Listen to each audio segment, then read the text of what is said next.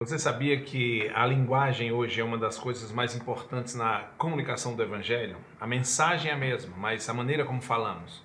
E talvez se nós pensarmos em questões como o rock na igreja, ou algumas décadas atrás, de como nós podemos e chamamos a conversão de cada instrumento, quando a bateria se converteu, quando o violão se converteu dentro das nossas igrejas, esse desenvolvimento em meio a certas tensões naturais, mas estamos aqui como igreja brasileira, cheia da música, o mundo gospel e o evangelho sendo aspergido.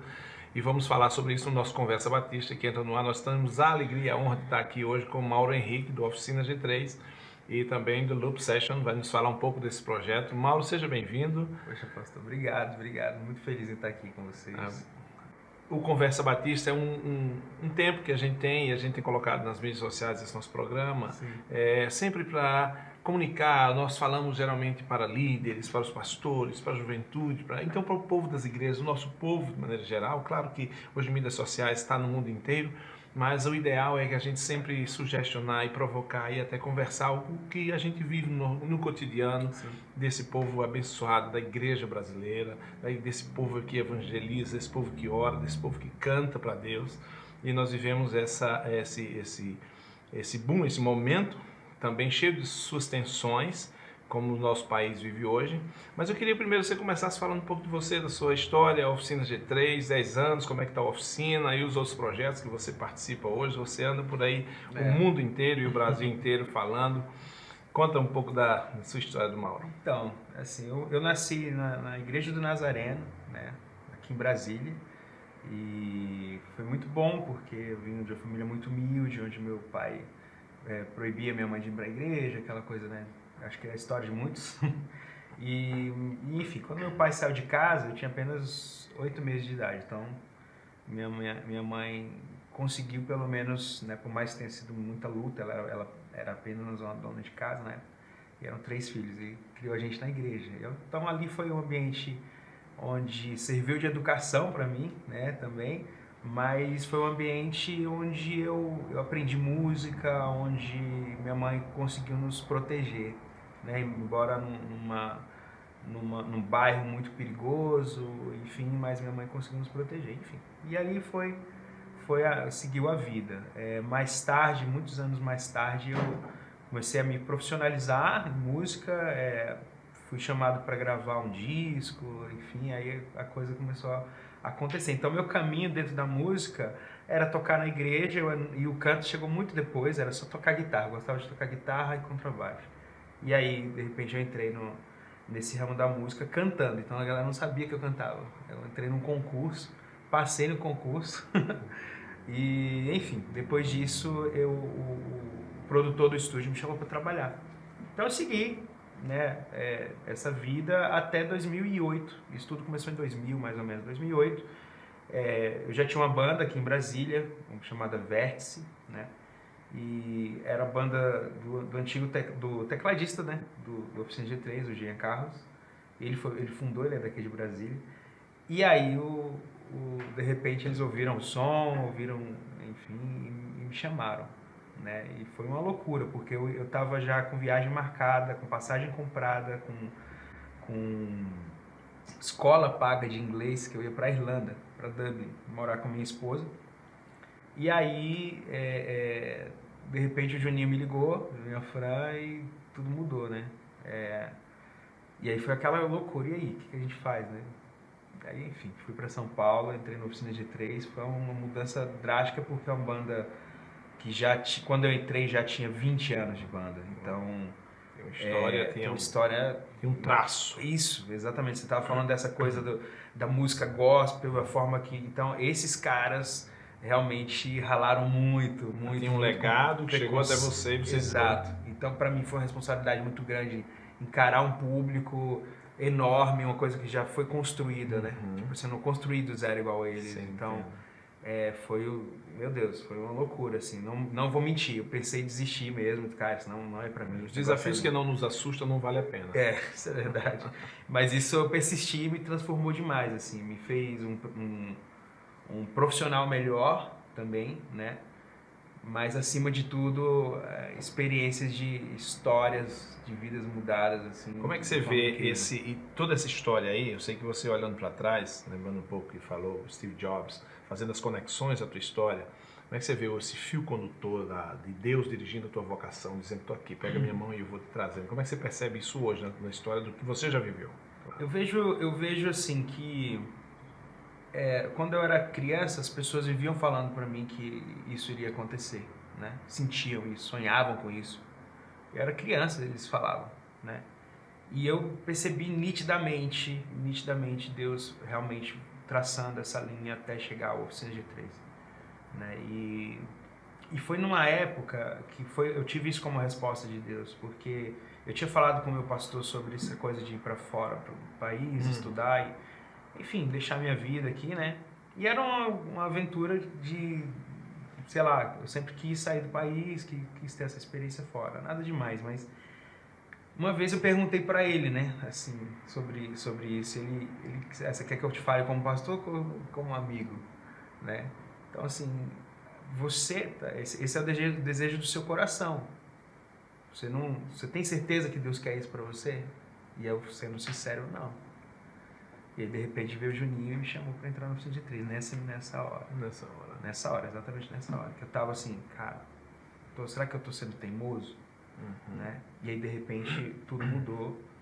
E eu sei que, a partir do momento que a gente entra nessa trajetória, no momento que a gente recebe o nosso Senhor e temos a nossa vida regenerada, transformada, as pessoas não costumam falar muito sobre a consistência disso, entendeu? Sobre a continuidade do caminhar. As pessoas sempre estão preocupadas em que as pessoas se convertam, tá super certo. Sim. Mas isso é apenas o pontapé inicial, entende? E o que eu vejo é que a trajetória para a gente sermos cristãos aprovados no final da nossa trajetória é o processo, e a gente precisa respeitar esse processo e não fugir desse processo, porque é a lapidação que Pedro fala, né, do batismo no fogo, enfim. Então eu comecei a encarar a partir daí, né, desse jeito, porque quando você entra numa banda como Oficina G3, você acha que, primeiro eu achei que eu tô rico, ganhei na loteria, porque a gente tem uma visão romântica total, achando que os caras, poxa, vivem, fazem o que gostam, cantam as músicas, falam de Deus, ganha dinheiro pra e ainda ganha dinheiro, cara, isso é o céu. Foi assim mesmo, sendo bem sincero, sempre deixei isso claro pra todo mundo. E aí eu cheguei, não é assim não, muita coisa assim, não é assim. E aí comecei a perceber as lutas, a dificuldade que é, estrada e não sei o que. Eu nunca tinha ficado doente, comecei a ficar doente, aquela coisa.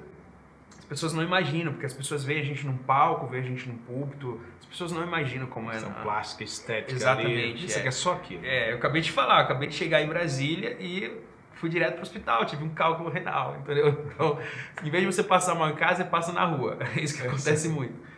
Enfim, e nessa trajetória da oficina foram muitas vitórias.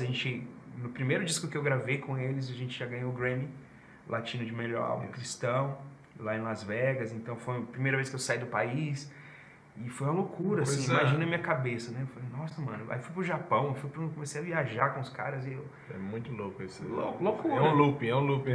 Total. Aí eu, de repente, no meio disso tudo... Em 2010, a minha avó faleceu, no final do ano meu avô faleceu e minha esposa apareceu com câncer. Apareceu com câncer, do nada, ela nem espirrava, enfim. E aí que eu comecei a compreender essas coisas, né, de viver. Se a gente age pela nossa razão, a gente vai se revoltar contra Deus, porque, poxa Deus, eu estou aqui trabalhando, estou servindo, a gente está evangelizando, tantos e tantos frutos, e minha esposa está com câncer, serva de Deus demais, entendeu? Só que graças a Deus, pela instrução na palavra dele, né, que eu tive, poucos anos antes até, não vou mentir que não foi na minha vida da igreja. Na minha vida da igreja eu era um menino que vivia na igreja, que tinha meu ciclo de amizade na igreja, era certinho, eu ia nas coisas, mas eu acredito que a verdadeira experiência com Deus só vem por meio da palavra.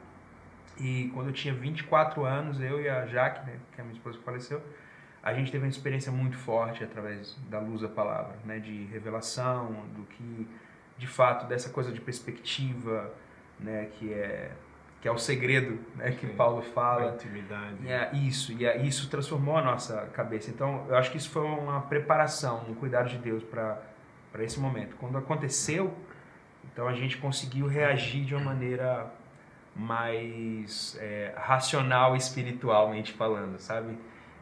De saber o poder de Deus, saber que Deus tem uma vontade acima de tudo, que ela é perfeita, boa e agradável. E a gente conseguiu lidar com isso de uma forma incrível e eu percebo os frutos disso até hoje, onde eu passo e eu percebo que por mais que ela tenha partido, foi uma maneira muito consciente do que ela crê, sabe? Tanto ela quanto eu. Sem lágrimas, falando literalmente, não chorem por mim porque eu estou na vantagem, porque você vai continuar, vocês vão continuar aqui na trajetória e essa trajetória é dura. Para quem realmente quer... Para quem quer viver superficialmente, eu falo por quê? Porque eu vivi superficialmente durante a minha vida inteira. Eu nunca fui em boate, nunca fiz nada, nunca desviei. Mas eu vivi superficialmente. É possível a gente estar vivendo superficialmente a vida inteira de igreja. Na onda, lindo na onda. Entende?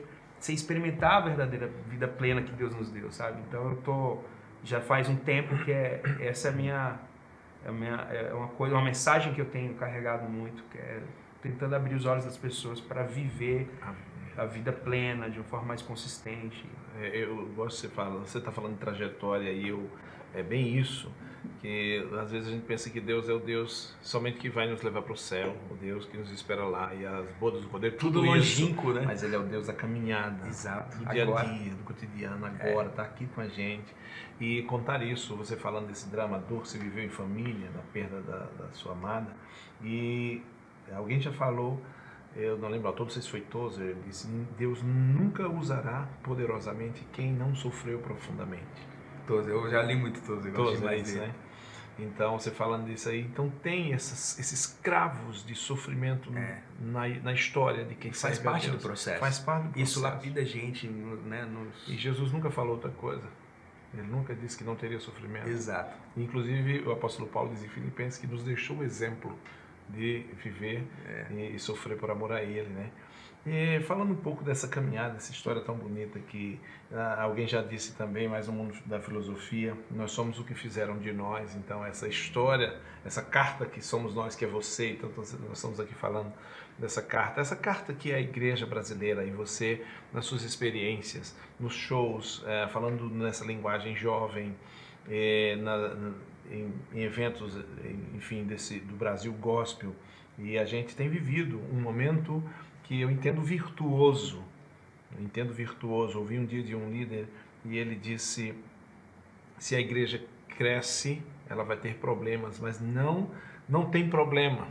Que tenha problemas, mas que ela cresça. Sim. E o apóstolo Paulo fala isso em Filipenses 1:8, né? Que contudo que as inúmeras maneiras se pregam o evangelho, mas enfim, a igreja brasileira crescendo. Eu gosto muito de falar sobre linguagem, cultura e a comunicação da mensagem do evangelho, né? Sim. Então me fala um pouco da tua história, que a gente pode lembrar que não que eu vivi, mas que me contaram. Do Rebanhão, vamos imaginar, talvez você não tinha nem nascido ainda, né? Mas era pequenininho. Então, essa história do louvor na igreja brasileira, da música na igreja brasileira, outro dia eu ouvi nesses programas de jurados, do sábado à tarde, foi alguma coisa assim, não lembro onde era, e um jurado, ele disse, um candidato estava lá cantando, e ele disse, você é a igreja, no meio do programa, você é a igreja, não é? Ele fez sou. Aí ele parou e deu um depoimento de frente para as câmeras. Ele disse, a igreja evangélica brasileira está mudando a história da música brasileira. Está interferindo. Então eu queria falar um pouco sobre essa força que as igrejas são. Na história da América, a música da igreja interfere totalmente. A música gospel, inclusive hoje, no sentido gospel americano, tem toda uma carga, né, cultural, religiosa ou evangélica da palavra. De qualidade, né? De qualidade, exatamente. Isso. Então ele estava falando isso, que a música brasileira está sofrendo o impacto da música evangélica brasileira, dos músicos, né? E geralmente muito ligados à vocação, à intuição, não necessariamente a uma erudição no sentido acadêmico, porque vem a natureza de Deus e a gente às vezes coloca aquela varinha lá para que a planta nasça direitinho, mas ela nasce. Boa demais essa conversa aqui com o Mauro Henrique, da Oficina G3 e tantos projetos. colegas que têm participado, mas a conversa é tão boa que a gente vai deixar um pouquinho para segunda-feira que vem. Não perca o Conversa Batista parte 2 com Mauro Henrique. Me acalma, enquanto aflito estou no mar. Me ensina a viver esta paz que encontro em ti. Oh, em meio ao mar, como podes repousar? Quero estar neste lugar. Oh, em meio ao mar, sei que existe um lugar, o meu lar pra descansar. És o lugar, Senhor, abrigo pra todo coração ferido que pede por paz, que pede amor. Se a tempestade vem, me lembro de tudo que ensinou e posso sentir tua paz, sentir teu amor.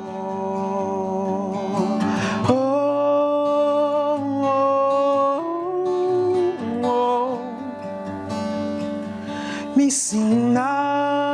ensina a viver esta paz que encontro em ti.